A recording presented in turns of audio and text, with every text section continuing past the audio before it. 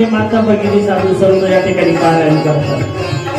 त्याच्यातून जो आनंद पाजरतो ना, तो तुमच्या घरामध्ये जर नोटांचे बंडल ठेवले ना, त्याच्यामधून नाही मिळणार. तो त्या श्लोकामधूनच पाजरणार, कारण की तो स्थायी आहे, त्याचा भाव आहे, तो पाजरणे. तो वारकरी संप्रदाय बघत नाही, तो मानव बघत नाही, तो कोणत्या संप्रदायाला बघत नाही. तो श्लोक कोणाकडेही गेला तरी सारखाच आनंद देतो. आलं लक्षात?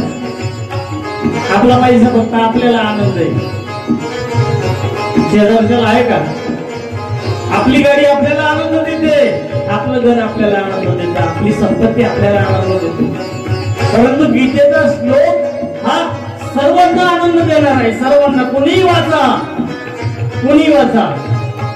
संत ज्ञानेश्वरांची ओवी सगळ्यांना आनंद देणारी आहे, कारण त्याच्यातून ती जे